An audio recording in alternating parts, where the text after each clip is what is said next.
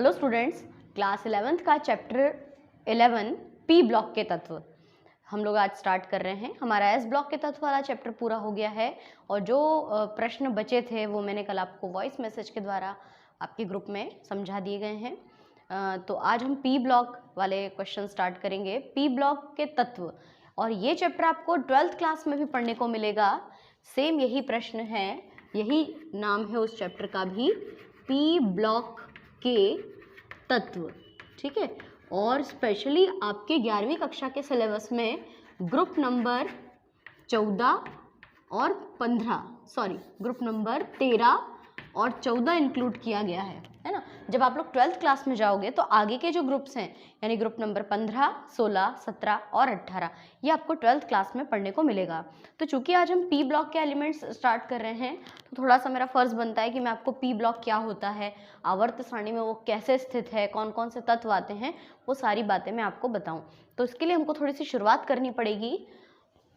आवर्त सारणी में आप सभी जानते हैं कि जो ऐसे कॉलम्स होते हैं, सीधे कॉलम, इनको हम लोग कहते हैं वर्ग या समूह। और जो आपके क्षैतिज कॉलम होते हैं उनको हम कहते हैं आवर्त या पीरियड्स। ठीक है। मेंडलीफ ने जब आवर्त सारणी बनाई थी और जो आधुनिक आवर्त सारणी जो मोस्ले द्वारा बनाई गई है उन्होंने कुल 7 आवर्त बनाए थे और आधुनिक आवर्त सारणी में 18 वर्ग हैं।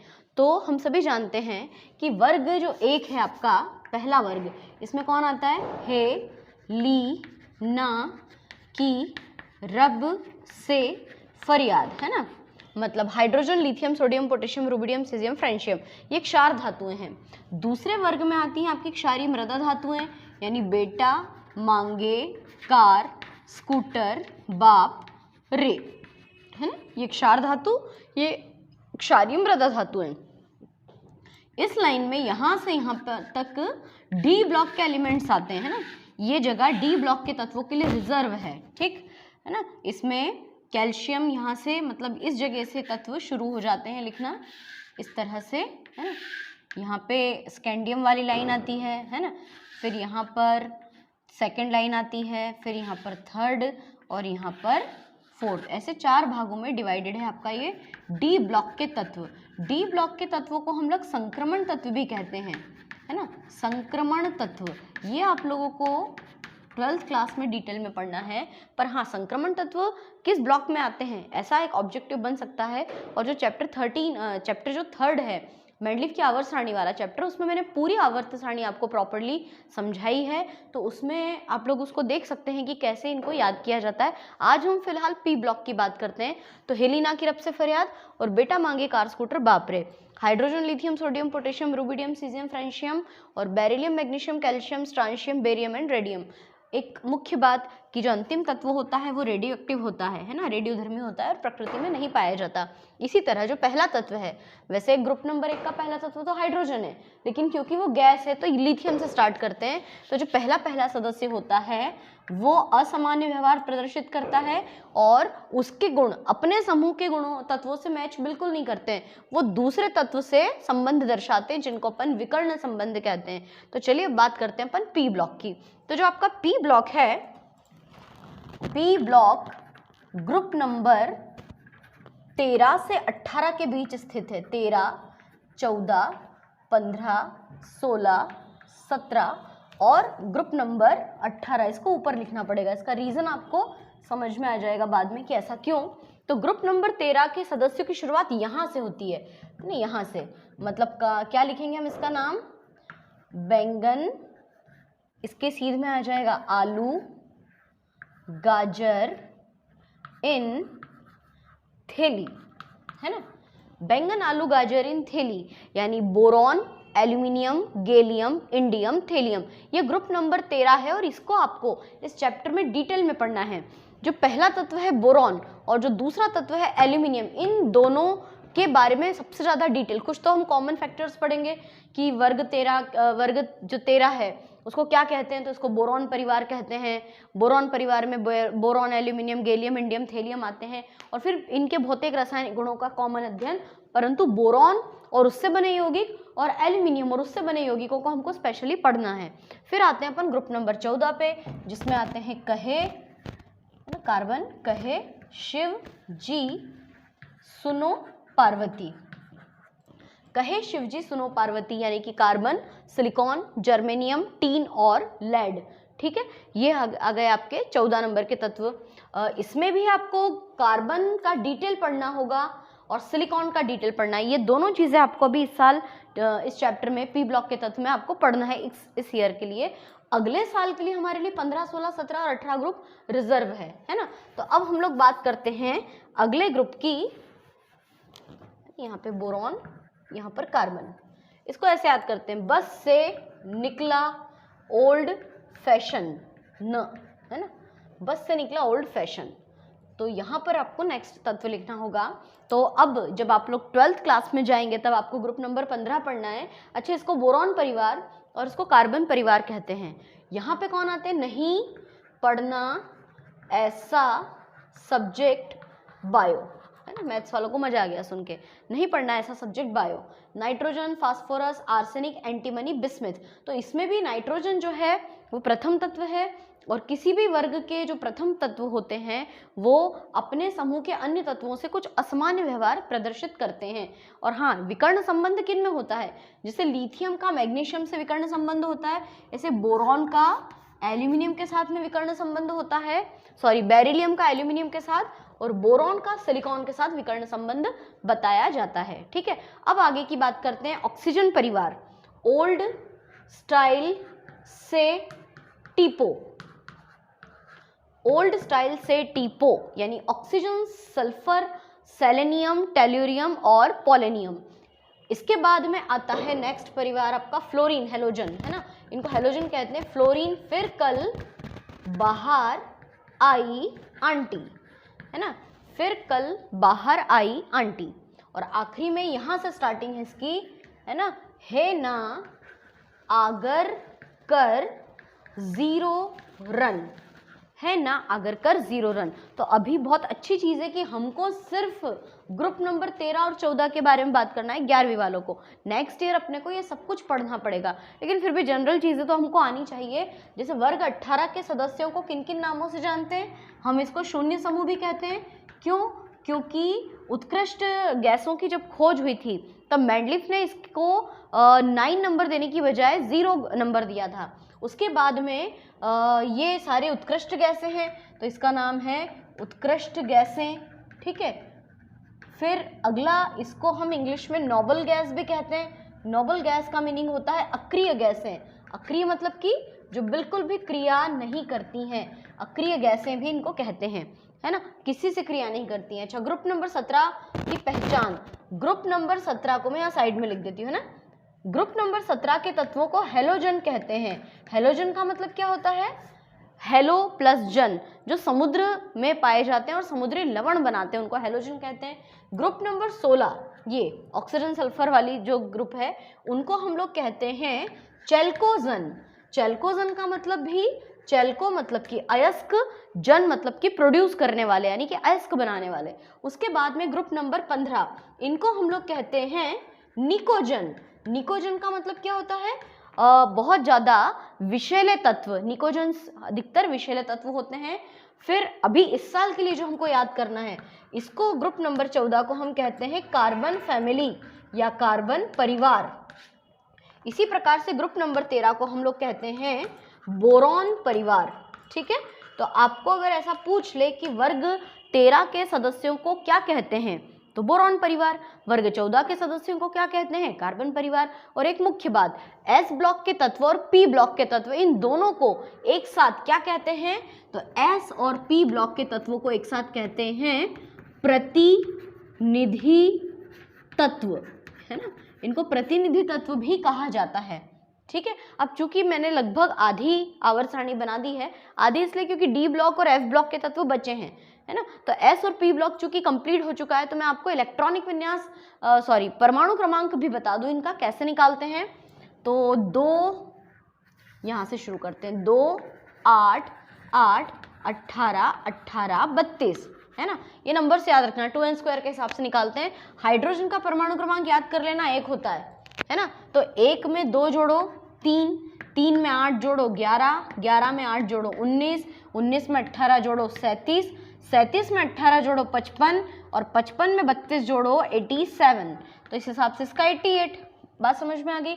इसी तरह से जैसे बोरॉन का परमाणु क्रमांक या मान लो लिथियम का आएगा 4, 12, 19 के बाद 20, 38, 56 और 88। अब बीच में डी ब्लॉक के तत्व आ गए, तो आपको अगर इनका इलेक्ट्रॉनिक विन्यास निकालना है तो बोरॉन का परमाणु क्रमांक 5 है, तो 5 में ये वाले 8 जोड़ना है ना। 5 और 8 कितने होते हैं? 13। 13 और 18 कितने होते हैं? 31। 31 और 18 कितने होंगे? 49। और 49 और 32 कितने हो जाएंगे? 82, सॉरी 82 नहीं 81 है ना, 49। ठीक है, समझ में आया। इस हिसाब से आप आगे बढ़ते जाना। और हाँ, आप उत्कृष्ट गैस का भी निकाल सकते हो ऐसे ही। हीलियम का परमाणु क्रमांक 2 है, तो 2 में 8 जोड़ो 10, 10 में 8 जोड़ो 18, 18 में 18 जोड़ो 36, 36 में 18 जोड़ोगे 54, 54 में 32 जोड़ोगे 86। तो ये अगर आपको कॉर्नर्स वाले परमाणु क्रमांक निकालना इजीली आ गए हैं तो आप इसके अकॉर्डिंग निकाल सकते हो। जैसे फ्लोरीन के इधर इसका 9 आ जाएगा, इसका 17, इसका 35, 53 और 85। तो इस तरह से हम लोग इनके परमाणु क्रमांक भी निकाल सकते हैं। चूंकि जैसे अभी हमने एस ब्लॉक के एलिमेंट्स कंप्लीट किए हैं, जिसमें हमने क्षार धातु और मृदा धातु का अध्ययन किया, अब अपन शुरू करेंगे एस के बाद पी ब्लॉक के तत्व। तो कुछ तो कॉमन चीजें हैं जिनको अपन इकट्ठा पढ़ते हैं, जैसे इलेक्ट्रॉनिक विन्यास वाला टॉपिक सबसे ज़्यादा महत्वपूर्ण होता है, उसको हम लोग कंप्लीट करते हैं, है ना। तो सबसे पहले अब हम लोग शुरू करते हैं बोरॉन परिवार से, यानी समूह 13 के बारे में हम लोग पढ़ना स्टार्ट करते हैं। तो एक प्रश्न पूछते हैं कि समूह 13 के सदस्यों के सामान्य नाम, संकेत और इन सभी के इलेक्ट्रॉनिक विन्यास निकालकर बताइए या लिखकर बताइए, है ना। तो क्या क्या आते हैं इसके अंदर, आपको ऐसे कंटिन्यू लिखना है कि समूह 13 में, ग्रुप नंबर 13 में बोरॉन, बैंगन, आलू, गाजर, इन, थैली, ये तो याद करने का तरीका है, पर आपको लिखना कैसे है कि समूह 13 में बोरॉन, है ना, बोरॉन लिख के भी लिख दो, एल्यूमिनियम नाम भी लिखना पड़ेगा, गैलियम, इंडियम और थैलियम आते हैं, है ना। अच्छा, अब इनका परमाणु क्रमांक निकालें, इसको अपन ऐसे लिख दे, बैंगन, आलू, गाजर, इन, थैली। परमाणु क्रमांक इसका 5, तो 5 और 8 13, 13 और 18 31, 31 और 18 49 और 49 और 32 कितने हो जाएंगे? 81। ठीक है, ये हमने इनके परमाणु क्रमांक निकाले, मैंने आपको ट्रिक बता दिया अच्छी तरह से। अब इनका सामान्य जो इलेक्ट्रॉनिक विन्यास होता है समूह 13 का, वो होता है NS2NP1, है ना। इसको स्पेशली याद रखना, NS2NP1, यानी जो S कक्षक होता है उसमें 2 इलेक्ट्रॉन आते हैं और जो P कक्षक होता है उसमें सिर्फ 1 इलेक्ट्रॉन आता है। यानी इनके बाह्यतम कोश में कुल मिलाकर कितने इलेक्ट्रॉन्स हो गए? 2 और 1 3, है ना। इनके संयोजकता कोश में कुल 3 इलेक्ट्रॉन्स होते हैं, इसीलिए ये तीनों इलेक्ट्रॉनों को त्याग कर +3 ऑक्सीकरण अवस्था भी दर्शाते हैं। पढ़ेंगे अभी अपन लोग कि कैसे इनकी ऑक्सीकरण अवस्था होती है। तो पहले हम लोग इनका इलेक्ट्रॉनिक विन्यास निकाल दें, जैसे बोरॉन का, है ना। क्या निकालेंगे? देखो 1s2, 2s2, 2p1। अगर आप लोगों को इलेक्ट्रॉनिक विन्यास निकालना नहीं आते हैं तो मैंने एक इलेक्ट्रॉनिक विन्यास को समझाने के लिए एक वीडियो बनाया है, आप उस वीडियो को देखकर पूरा प्रॉपर समझ सकते हैं। तो 1s2, 2s2, 2p1, ठीक है। दूसरा एल्यूमिनियम क्या हो जाएगा? 1s2, 2s2, 2p6, 3s2, 3p1, है ना। तो पहले कोश में 2, दूसरे कोश में 8, बाह्यतम कोश में 3, है ना। इसके देखो पहले कोश में 2 और बाह्यतम कोश में 3। अब मान लो गैलियम 31 का हमको प्रॉपर इलेक्ट्रॉनिक विन्यास बिल्कुल नहीं आता, हमको बाहर बाहर का आता है, तो ऐसा भी कर सकते हैं। देखो जैसे 2s1, 2p1, 3s1, 3p1। Gallium का क्या हो जाएगा? 4s1, 4s2, 4p1। इसके बाह्यतम कोश का क्या हो जाएगा? 5s2, 5p1। इसके बाह्यतम कोश का क्या हो जाएगा? 6s2, 6p1। अब ये तो सही तरीका नहीं हुआ, टोटल आपको पूरा पूरा इलेक्ट्रॉनिक विन्यास लिखना है। और बहुत सारे बच्चों को कंफ्यूजन होता है कि भाई पूरा कैसे लिखें। आता है तो बहुत अच्छी बात है, एक शॉर्टकट ट्रिक भी होती है। वो ट्रिक क्या है कि ऑर्गन जो होता है, मतलब जो आपके उत्कृष्ट गैस हैं वो भी आपको प्रॉपरली याद होना चाहिए। हे, ना, आगर, कर, 0 रन, आपको इनके परमाणु क्रमांक याद होना चाहिए। 2, 10, 18, 36, 54, 86। तो सभी तत्व उत्कृष्ट गैस की तरह बनना चाहते हैं और उत्कृष्ट गैस की तरह बनने के लिए ये इलेक्ट्रॉनों को ग्रहण करते हैं, त्यागते हैं या साझेदारी करते हैं। तो यहाँ पे देखो 36 तो ज्यादा हो गया 31 से कम कौन है? ऑर्गन।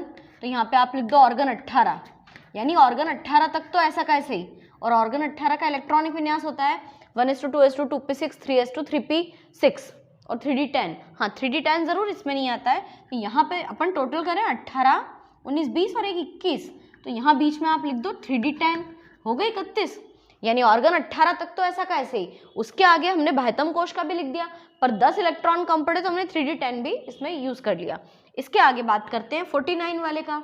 तो 54 तो ज्यादा हो गया, तो आप यहाँ पे क्या लिख दो कि क्रिप्टॉन 36 है ना। अब 36 37 38 और एक 39, हमको चाहिए 49। कितने का अंतर आ रहा है? 4 का। तो आपको फिर से 3d10 नहीं लिखना है, अब आपको लिखना है 4d10, है ना। तो 36 और 10 46 47 48 49। आगे की बात करते हैं थेलियम 81, तो 54 लिखना पड़ेगा। जिनॉन 54, है ना। अब बहुत ज़्यादा कम पड़ रहा है, 54 55 56 57, अपने को तो 81 चाहिए। तो यहाँ पे एक यूज़ करते हैं अपन 4f14 और 5d10, है ना।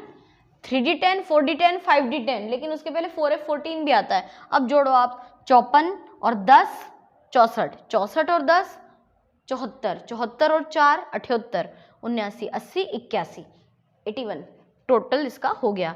तो ये है शॉर्टकट तरीका इलेक्ट्रॉनिक विन्यास निकालने का। ठीक है, तो ये समूह 13 के सदस्यों का सामान्य नाम है कि boron, aluminium, gallium, indium, thallium, और इनका सामान्य इलेक्ट्रॉनिक विन्यास NH2 होता है, यानी इन सबके बाह्यतम कक्षा में 3 इलेक्ट्रॉन होते हैं, है ना। अब मैं साथ ही साथ आपको इनकी संरचना भी बना के बता दूं। जैसे देखो बोरॉन के इसमें कितने गोले बनाओगे आप? 2 क्यों? क्योंकि पहली कक्षा में 2 इलेक्ट्रॉन है ना, और बाह्यतम कक्षा में कितने? 3। तो मैंने आपको पहले भी बताया कि बाह्यतम कक्षा के इलेक्ट्रॉनों को हमेशा बिंदु रूप में दर्शाते हैं, और बिंदु रूप में दर्शाने वाली संरचना क्या कहलाती है हमारे लिए? इनको अपन लोग बोलते हैं लुईस संरचना, है ना। अब बोरॉन के नीचे कौन आता है? एल्यूमिनियम। अब एल्यूमिनियम में कितने सर्कल बनेंगे? देखो 2 8 3, यानी कितने गोले बना दूं मैं? 3 2 8 3। पहली कक्षा में 2, दूसरे में 8 और बाह्यतम कक्षा में 3 इलेक्ट्रॉन। ठीक है, उसके बाद गैलियम में 4 दिख रहा है ना आपको, तो गैलियम को कैसे लिखोगे आप? 1 2 3 4, यानी 2 8 18 और 3, टोटल करके देख लो 18 हो रहा है क्या, है ना। 18 मतलब ये तो हो गया 10 और 18 28 28 29 30 31 हो गया टोटल। अच्छा आगे बढ़ते, इंडियम में कितने? 5 दिख रहा है ना, तो कितने गोले बनाएंगे? 1 2 3 4 और 5, और बाह्यतम कक्षा में बता देंगे कि कितने इलेक्ट्रॉन है? 3। और अंत में आता है थेलियम, 1 2 3 4 5 और अंत में 6, और इसके बाह्यतम कोश में भी 3 इलेक्ट्रॉन है। अब देखिए किसी भी वर्ग में, कोई सा भी वर्ग हो, चाहे वो क्षार धातु हो, क्षारीय मृदा धातु हो, उत्कृष्ट गैस हो, आप किसी भी वर्ग में जब ऊपर से नीचे आते हैं तो लगातार परमाणु क्रमांक बढ़ने के साथ साथ देखो क्या बढ़ रहा है? परमाणु त्रिज्या बढ़ रही है ना। आकार बढ़ता जा रहा है। आप इसकी त्रिज्या निकालोगे तो कंटिन्यूअसली इनकी त्रिज्या बढ़ती हुई आएगी। परमाणु क्रमांक बढ़ने के साथ साथ परमाणु की त्रिज्या बढ़ती है ना। बाह्यतम कोशों की संख्या बढ़ती है। अपन ये भी बोल सकते हैं कि बाह्यतम आंतरिक कोशों की संख्या बढ़ती है। सॉरी उल्टा बोल दिया मैंने। आंतरिक कोश किसको बोलते हैं? देखो अगर ये है सबसे बाहर वाला कोश तो इसको हम लोग कहते हैं बाह्यतम कोश, है ना। और बाह्यतम कोश को संयोजकता कोश भी कहते हैं। संयोजकता कोश में रहने वाले इलेक्ट्रॉनों को अपन क्या कहते हैं? संयोजी इलेक्ट्रॉन। और इसको संयोजकता कोश क्यों कहते हैं? इसलिए कहते हैं क्योंकि हमेशा बंध बनाने में बाह्यतम कोश के या संयोजकता कोश के इलेक्ट्रॉन्स भाग लेते हैं, और संयोजकता कोश में रहने वाले इलेक्ट्रॉनों को ही हम कहते हैं संयोजी इलेक्ट्रॉन। और जितने संयोजी इलेक्ट्रॉन होते हैं वही उन तत्व की संयोजकता होती है। तो देखो बाह्यतम कोशों की संख्या मतलब आंतरिक कोशों की संख्या बढ़ रही है ना। यहाँ पे आंतरिक कोश कितने, मतलब अंदर वाले कोश कितने? 1। बाहर वाले को छोड़ दो, अंदर वाले कितने? 2। इसमें 3, इसमें 1 2 3 4 और इसमें 1 2 3 4 5। यानी जैसे जैसे परमाणु क्रमांक बढ़ता है, परमाणु क्रमांक बढ़ने के साथ साथ समूह में ऊपर से नीचे आने पर परमाणु त्रिज्या बढ़ती है ना। क्योंकि बाह्यतम कोशों की आंतरिक कोशों की संख्या बढ़ती है, और ऊपर से नीचे आने पर क्या कम होती है? आयनन ऊर्जा कम होती है। आयनन ऊर्जा का मतलब क्या होता है, इलेक्ट्रॉन निकालना आसान हो जाता है। ये सारी बातें अपन लोग चैप्टर नंबर 3 में कंप्लीट कर चुके हैं, ठीक है। तो ये बात अच्छे से समझ में आ गई। अब मैं आपको साथ ही साथ समूह 14 के इलेक्ट्रॉनिक विन्यास भी समझा दूं, क्योंकि बिल्कुल एक जैसे ही हैं, है ना। तो समूह 14 प्रश्न आप लोग लिखेंगे कि समूह 14 के सदस्यों के नाम, संकेत, सामान्य इलेक्ट्रॉनिक विन्यास लिखिए, है ना, सभी का इलेक्ट्रॉनिक विन्यास। तो समूह 14 में कौन कौन आते हैं, कहे, शिव, जी, सुनो, पार्वती, यानी कार्बन, सिलिकॉन, जर्मेनियम, टीन और लेड। और आपको ये बताना पड़ेगा कि इसको कार्बन परिवार कहते हैं, उसको बोरॉन परिवार कहते हैं। इन तत्वों का जो सामान्य इलेक्ट्रॉनिक विन्यास होता है वो NH2 NP2 होता है ना। यानी इनके बाह्यतम कोश में कुल 4 इलेक्ट्रॉन होते हैं, इसलिए अधिकतर इनकी संयोजकता 4 होती है और इनके जो इनकी ऑक्सीकरण अवस्था है वो भी 4 होती है ना। अब अपन इनका इलेक्ट्रॉनिक विन्यास निकालते हैं। देखिए, कहे, शिव, जी, सुनो, पार्वती, है ना। परमाणु क्रमांक टीप लेते हैं, इधर से इधर देख लेते हैं, वैसे तो बहुत सरल है। 6 है ना, उसका 13 है तो इसका 14, यहाँ पे 32, 50 और इसका कितना हो जाएगा 82। लेड का परमाणु क्रमांक 82 होता है। इलेक्ट्रॉनिक विन्यास निकालते हैं। कार्बन का क्या होगा, 1s2 2s2 2p2, है ना। पहले कोश में 2, बाह्यतम कोश में 4। सिलिकॉन, देखो वैसे तो अपन लिख सकते हैं 1s2 2s2 2p6 3s2 3p2, पर मैं आपको यहीं से बताती हूँ। मान लो हमने बाह्यतम कोश का लिखा 3s2 3p2, है ना। इसके जर्मेनियम के बाह्यतम कोश का क्या आ जाएगा 4s2 4p2। इसका टीन का क्या आ जाएगा, इसको कार्बन, सिलिकॉन, जर्मेनियम, टीन और लेड कहते हैं। तो टीन का क्या आ जाएगा 5s2 5p2 और लेड का हो जाएगा 6s2 6p2। यानी आपको दिख रहा है कि इन सबके बाह्यतम कक्षाओं में कुल कितने इलेक्ट्रॉन हैं, इनकी बाह्यतम कक्षा में कुल 4 इलेक्ट्रॉन है। अब अपन इनके आंतरिक कोशों का इलेक्ट्रॉनिक विन्यास लिखते हैं। तो जैसे वहां पे ये लिखा है ना, हम इसकी जगह पे नियॉन भी लिख सकते थे कि नियॉन 10 1s3s2 3p2। गिनो, टोटल 14 हो गए क्या, 10 11 12 13 14। हम ऐसा भी लिख सकते थे कि 1s2 2s2 2p6 3s2 3p2, पर मैंने आपको यही बात समझाने के लिए बताया कि या तो ऐसा लिख दो या इसके स्थान पे नियॉन लिख दो, है ना। अब आगे की बात करते हैं। यहाँ पे क्या रख देंगे अपन, ऑर्गन 18, टोटल करो 32, है ना। 32 करने हमको, तो 18 19 20 21 22, हमको चाहिए 32। तो यहाँ पे हम क्या लिख देंगे बीच में 3d10। इसी प्रकार से यहाँ पे क्रिप्टॉन 36 है, तो क्रिप्टॉन 36 है, तो टोटल करके देखो 36 37 38 39 40, हमको चाहिए 50। तो यहाँ पे हम क्या लिख देंगे 4d10। इसी प्रकार से यहाँ पे हम लिख देते हैं ज़ेनॉन 54। लेकिन अगर हम 3d10 4d10 और 5d10 लिखते हैं और टोटल लगाते हैं कि 54 और 10 64 65 66 67 68 68, हमको तो 82 चाहिए ना, इसलिए हम यहाँ पे बीच में 4f14 भी लिखते हैं। अब आप टोटल करो 54 और 10 64, 64 और 4 68 और 10 78, है ना 78 78 79 80 81 82 हो गया टोटल। यानी इन सब तत्वों के बाह्यतम कक्षाओं में कुल कितने इलेक्ट्रॉन होते हैं, 4 इलेक्ट्रॉन होते हैं। आप अगर इसकी भी संरचना बनाओगे तो कार्बन की संरचना ऐसी होगी 2, इसके बाह्यतम कोश में 4 इलेक्ट्रॉन, है ना। इसके बाद में कौन आता है सिलिकॉन, तो सिलिकॉन में कितने गोले बनेंगे या सर्कल बनेंगे 3, 1 2 3, 2 8, बाह्यतम कक्षा में 4, है ना। कहे शिव जी, इसमें कितने सर्कल बनेंगे 1 2 3 थे ना, अब कितने आएंगे 4, है ना। बस इस तरीके से आप किसी भी वर्ग में जैसे जैसे ऊपर से नीचे जाओगे आपको 1 2 3 4 5 ऊपर से नीचे आने पर परमाणु क्रमांक बढ़ता है। परमाणु क्रमांक बढ़ने के साथ साथ आंतरिक कोशों की संख्या बढ़ती है और आयन ऊर्जा ऊपर से नीचे आने पर घटती है। तो ये कुछ कॉमन फैक्टर्स थे। आज हमने इस वीडियो में क्या सीखा कि कैसे हम लोग इनका इलेक्ट्रॉनिक विन्यास निकालते हैं। मैंने आपको एक साथ समूह 13 और समूह 14 दोनों के इलेक्ट्रॉनिक विन्यास बता दिए। अगली वीडियो में हम लोग इनकी ऑक्सीकरण अवस्था पर बात करेंगे और फिर सेपरेट इन ग्रुप्स को पढ़ेंगे। सेपरेट यानी कि जब हम लोग समूह 13 पढ़ेंगे तो बोरॉन और एल्यूमिनियम से रिलेटेड बहुत सारे क्वेश्चंस अलग से बनते हैं, और जब ये कंप्लीट हो जाएगा तो कार्बन और सिलिकॉन से रिलेटेड कुछ प्रश्न दिए गए हैं, है ना। तो थोड़ा सा बड़ा चैप्टर है आपका, तो कोशिश करना कि आज की वीडियो देख के आज की चीज़ें आप कॉपी में लिख लें और अच्छे से याद कर लें।